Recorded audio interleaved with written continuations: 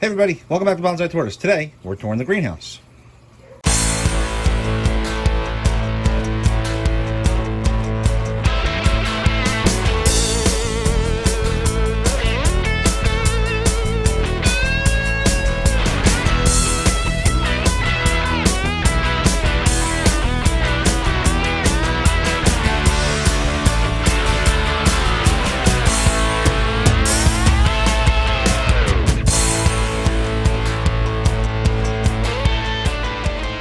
So just to give folks some background on my greenhouse and why I do it and how I do it, this is actually my second greenhouse. We moved here in 2019, and in our previous house, I had built my own greenhouse on the back end of my garage out of just studs and wood and some leftover and recycled windows and all that stuff. It was great. It was wonderful. And then when we moved here, obviously I needed something up and running. We moved here in August of 2019, which gave me only about a month before the cold weather set in to get something up and running to make sure all my plants and obviously my tortoises were taken care of.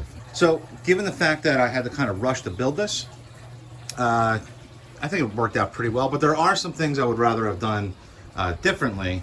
One thing in particular, it's on a wood frame, which is all the pressure treated timbers or 8x8s.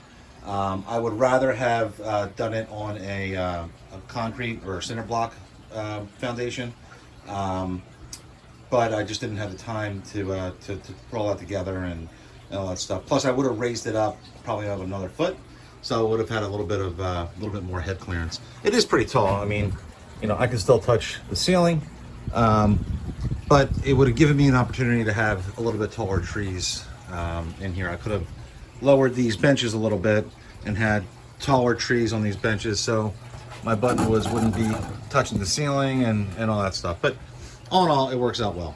Also, I would have, this would have taken a lot longer, given like permits and all that stuff.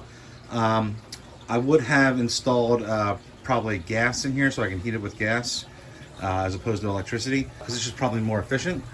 And I would have installed water.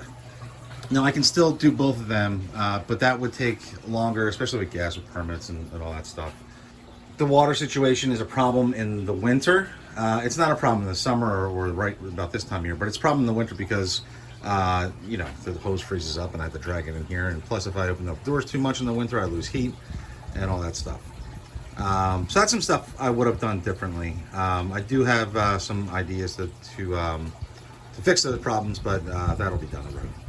So right now I'm standing where my doors are, and this front section here is the Greek enclosure, and it works out really, really well. This wall here that you see here, one, keeps the Greeks where they are, but two, I put a little gate in there so that swings open. I used to have sulcatas, and they had this whole area that you see down the floor to roam. This Herman's enclosure here was not here at that time, so they had a little bit more room. Plus, you can see that heat lamp down there. They have this whole area down here, which is all dirt, but 8 inches down I buried chicken wire so they couldn't dig out. So they had this whole area to use as their hide, and a nice wide area to roam. And it worked out well for them for the time I had them, but sulcatas, you know, they get big, and I don't know if I would recommend a sulcata with these panels, because they're really just plastic panels. And when sulcatas get big enough, they can just push right through that. So they just didn't work into my plans. I missed them terribly, but that's why this is kind of set up the way it is. Okay, so if we start in the front section here, there's our doors. We have vents. These vents here, there's a knob here that I can turn to if I want it hotter or colder in the greenhouse. These automatically open. So that's good. The only problem is in the winter time, they will still automatically open and I'll lose the heat that I don't want to lose. So I kind of have to wire them closed, but they're okay. They're good. So let's talk about microclimates and why this works for me in that sense. You know, I have redfoots and an enclosure over there, Hermans down there. I used to have sulcatas down there and leopards actually too. And then Greeks in this section up here. And every section you see in here, almost every single time of the year, no matter what the season is outside, the temperature and the conditions are totally different. A lot of that happened by accident for me, but a lot of it I've done on purpose. So if you look, everything on the floor, so your Greek tortoises, your Herman's tortoises, the ones that can handle the cold better, they're on the floor. The redfoots are raised up, and I'll show you their enclosure in a little bit, but they're raised up off the ground, and there's usually at least a 20-degree difference in temperature fluctuations from the floor to the redfoot enclosure, which is important, especially in the wintertime, because they stay warmer. And these guys and the Greeks, they can handle it. So the Greek enclosure is the coldest area of my greenhouse. It's not really an enclosure per se, it's just a walled off area right next to the door. But those doors are not airtight. There's cracks along the whole, all the seams, so air does flow in and out. These vents are certainly not perfect, especially in the wintertime. You know, I do lose air through them, which basically keeps this area cooler. Plus, my heater is on that side of the wall, pointing that way.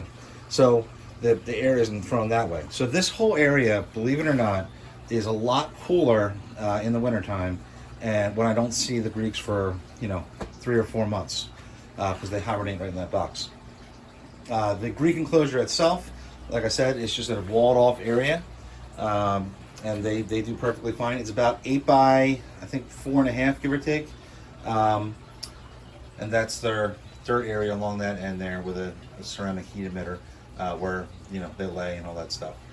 One question I've gotten a lot is, what is my floor? So you'll see my floor is like probably 80% concrete pavers. So these pavers, there's a crack along the seam. They're not mortared in or anything. So when I water in here, the water just flows straight down through these cracks, and it really, really works really well. There are open areas of the floor, right there in the Greek enclosure, right there. There is an open area in the Herman's enclosure, which I'll explain a little bit. There's the big wide open area in the sulcatas, like I mentioned earlier. And underneath the turtle tub, there's an open area, and then there's a raised garden bed back there that I'll show you later. So there's open areas in the floor, so you get the humidity and the coolness from the floor when you need it, but also these pavers, it could be a little cleaner right now, but they do help me keep the area, a little cleaner. You don't get, all muddy and stuff. They keep weeds down to a minimum where I don't want them. And it just looks better. And they also absorb heat during the day. So in the wintertime, especially when it's really cold out, they help absorb a little bit of heat because they're stone, and that's what they do. So I have this whole bench that runs the whole length of this side of my greenhouse for my bonsai and a lot of my other plants. You'll notice that anytime we have a Rubbermaid toad that breaks or something like that, I save the lids. They act as really great humidity trays for plants. And that's really important, especially when it gets warm out. It's about 55 degrees outside today, but it's probably about 70 in here right now. But on the hot days, these plants they can desiccate real easily. So humidity trays in some of them are really important. Others can take it, but if I want to grow aerial roots on a Ficus Bartavii, humidity is important. If I find that some pots like this Ficus Microclimates for some reason dries out real easy, so I keep that there, helps maintain that humidity. Other trees like this buttonwood and that buttonwood, they need it a little bit more wet, more consistently, so that works out really, really well. Even in the wintertime, my trees will dry out real easily because it's not as humid outside, so you don't have that humidity in the environment, maintaining humidity for them. So these humidity trays really come in really handy.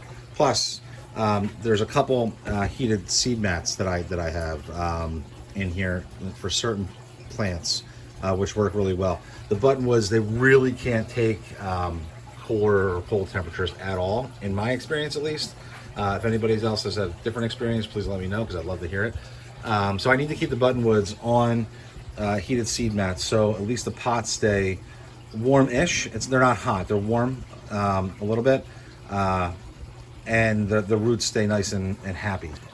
If I can go back in history and remember why I actually built my first greenhouse, I had an infatuation at the time with air plants. So you see tons of Tillandsia hanging all over the place. They're just everywhere. I love them. I just think they're some of the most interesting plants anywhere. So I had this fascination with air plants and Tillandsia. They're just their uniqueness. I had just built this whole collection, and they just don't do all that great indoors. You can do it indoors, but I needed somewhere to put a lot of these things. I had a couple bonsai at the time, but my Tillandsias were just growing out of, just going crazy. So I built the greenhouse. I had tortoises at the time as well, but I built my original greenhouses pretty much to house my Tillandsia and a couple of bonsai that I had. Back then I didn't nearly have nearly as much as I have now. But that's why I bought the greenhouse. And then as my tortoise population grew and my turtle population grew, it was clear that they just do so much better outside. Plus, keeping them outside is 1,000 times easier than keeping them inside. As long as you can maintain the right conditions in terms of temperature and humidity for most species, then you can house them outside. And to be honest with you, I think that they don't really get any UVB out of these panels. They're outside basically 6 months of the year, so I don't really worry about UVB too much, especially in the adults. But the day-night cycle, in my opinion, is incredibly important. And you can do that, and you can mimic that inside. I do mimic that for my hatchlings in the wintertime.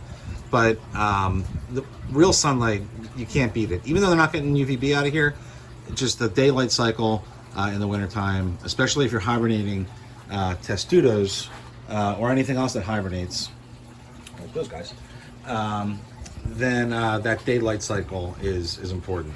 An interesting thing about the daylight cycle, or day-night cycle, not daylight cycle, is the Greek tortoises, they don't seem to respond to temperature fluctuations as much as they respond to low light levels. So one thing, how I heat this is really inefficient. You can see that's an electric heater. In my rush to build this thing, I didn't really have a good option. So anyone that's really looking to get a greenhouse like this, figure out your heat first in the wintertime and how you're going to manage that, and then figure out how you're going to pay for it every month, because the price gets costly. But you can see every single enclosure has ceramic heat emitters for the most part. That one, the dome broke, but you know, there you go.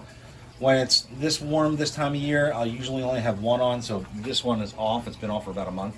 That one's on. The Greeks have one over here, and the Redfoots have one there, which has been off for at least a month. But this one here, if you look here with this heat, this is a heat bulb. It's a red heat bulb, so you can see the red tinge in my hands a little bit. That comes in handy. I wouldn't really advise using red heat bulbs to give your tortoises and turtles a hot spot. I don't know if they can see red light. Some people say they can, some people say they can't. Some people say it messes with their daylight cycle. I haven't seen a negative impact on using this, but the reason I do use it is because when I'm in the house, I can look out the window. If I see a red light on in the greenhouse, then I know for the most part my electricity is good, and I didn't blow a fuse for whatever reason. So it's kind of a fail-safe for me. Plus, if that red light goes out or the bulb dies, then I know. So that's the reason I use the red heat bulb. Otherwise, I would use ceramic heat emitters everywhere.